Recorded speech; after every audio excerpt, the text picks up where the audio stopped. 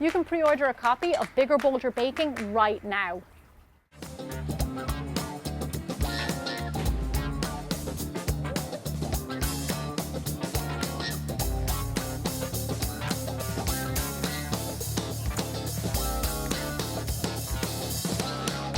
Hi bold bakers. After the success of Tres Leche cake, I wanted to bring you another big and bold dessert from around the world. This next one can be traced back to Spain and France. It is a creme caramel, also known as flan. It is incredibly easy to make and really impressive. As always, the recipe can be found on my website, biggerbolderbaking.com. Okay, let's get started with our first step. So here I have my ramekins. Now you want to get these set up first because afterwards everything's going to happen really quickly. So I've got my ramekins in here. They're around 6 ounces. I'm going to put a link on my website of where you can buy these. I also have my ramekins in a nice deep baking tray. Now the reason we do this is because we're creating a water bath, so you need those nice high edges. So what I'm going to do is just set this over to the side, have it ready close to hand, and I'm going to make my caramel. So into your heavy bottom saucepan, add in your sugar and a little bit of water. Then turn on the heat to a medium-low and let your sugar dissolve. At this point, you don't want it to simmer. Make sure all your sugar is dissolved in the water. So once your sugar has dissolved, you can turn up the heat to medium and let your mix come to a simmer. So now if you're new to making caramel, I have a video called Troubleshooting Caramel, and it talks you through step by step of how to make caramel successfully. So if you're a little bit worried about this step, watch that video and then you can start, and I guarantee you'll have no problem. So caramel making is a bit of a labor of love. It can take anywhere between 5 and 10 minutes. So be patient, don't walk away from your pot, keep an eye on it and wait until you get that color that you want. The darker the color without the caramel smoking, the more flavor your creme caramel will have. So in no time at all, the caramel has reached the exact color that I want, and I can smell it in the air. It's kind of nutty. So I'm going to go ahead and pour it into the bottom of my ramekins. Be very careful with this step because of the hot sugar. And all we want to do is just coat the bottom of your ramekin. Now you see why we have to have all these steps lined up, because working with caramel can be quite dangerous. You want to make sure you have everything ready to go.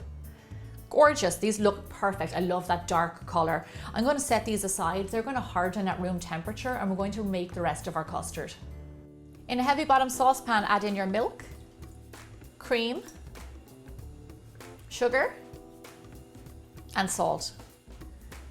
Give it a stir, and then over medium heat, let it come to a simmer. So let me just give you a little tip. When testing this recipe, Olivia can be a little bit generous with the salt, which is not a bad thing when it comes to your baking. She put a generous 1/8 of a teaspoon in here, and it really made the world of difference to the caramel. So don't be shy with the salt. So that's taking care of itself over there. It's going to come to a simmer. Let's mix up our eggs. Into a bowl, add in some whole eggs, egg yolks, and some vanilla extract. And then whisk these ingredients together. So now you know I always give egg substitutes when I can in my recipes. However, this is a custard, and custard's main ingredients are eggs. So unfortunately for this recipe, they can't be substituted. Okay, lovely. Those are our eggs. I see that our milk and cream is coming to a simmer. So I'm going to turn it off the heat and introduce a little bit into our eggs. And then start whisking immediately. So what we're doing right now is called tempering or introduction. You're adding one ingredient into another, then both of them are different temperatures. So you always want to add in a little bit, then you can add in a little bit more, keep on whisking, and then slowly you can add in the rest of the milk. But to begin, you always want to just add in a little bit. So there's our custard, and it looks great, and I can smell the vanilla. The next step now we're going to do with this is just pass it through a sieve. Now I don't want you to skip this step because it removes any lumpy bumpy bits and gives you a really smooth custard. Now you can see in the bottom of the sieve that there are some bits of cooked egg. That is not your fault, that can happen. You just want to make sure you get them out of there. So now we have everything that we need. I'm going to bring in my dish and start to fill my ramekins. So divide your custard between 8 ramekins. So yes, this recipe does make 8 good size creme caramels. I only have 5 dishes though, so I'm only going to make 5 today. But you will have 8 decent sized creme caramels to give to friends and family. So these are almost ready to go into the oven, but the next step we're going to do is pour some boiling water into your baking pan. Now this is called a water bath, and what this will do, it'll keep the custards nice and cool so they won't overcook and curdle, and just regulates the heat, kind of keeps them safe in the oven. So this is really important. Just before they go into the oven, I'm going to tell you a chef's secret that I used to do in kitchens all the time. You see the way that they have little bubbles on top of a custard? You don't want that because it will bake into your custard. So here's your trick. You get your kitchen torch and you just blow the top of them. Just blow the top of them, and that will make sure you've got a lovely smooth custard. Okay, lovely, into the oven we go. Bake your creme caramel off at 325 degrees Fahrenheit or 160 degrees Celsius for roughly 35 to 40 minutes. I'm going to show you exactly what you're looking for to know when it's done. So while our custards are in the oven, I'm going to take a minute to do a little bit of custard troubleshooting with you. What can happen with creme caramel is that they end up with bubbles after they're baked, and you don't want that. It happens for two reasons. It was over whisked, you got too much air into your mix, so be careful you don't do that. Also, it was over baked. It means that the eggs set, they got firm, and they created those bubbles. So we're not going to do that. It's not going to happen to us because we're going to bake ours perfectly.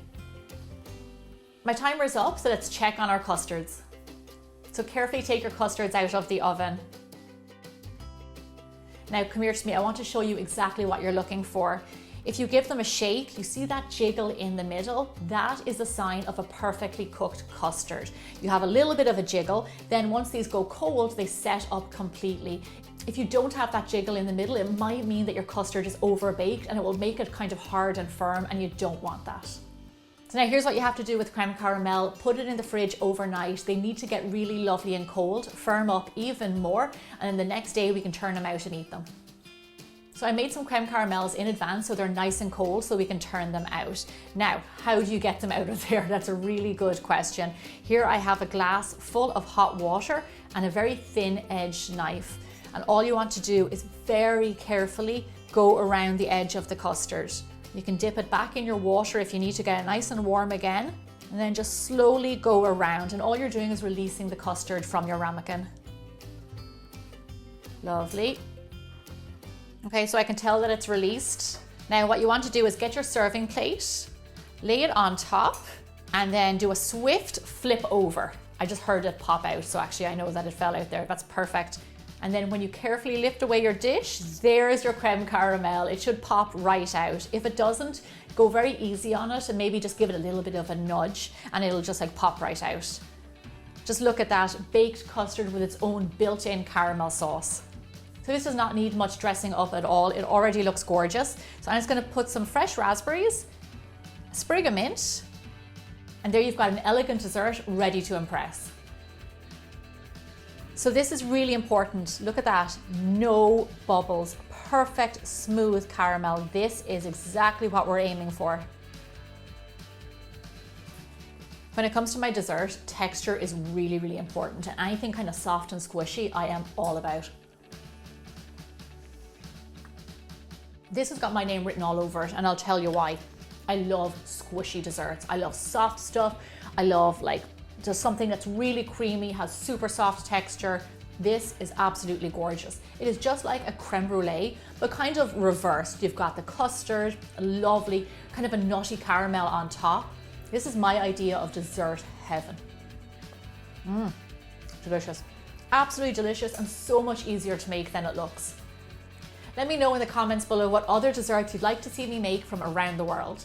I'll see you back here really soon for more bigger, bolder baking.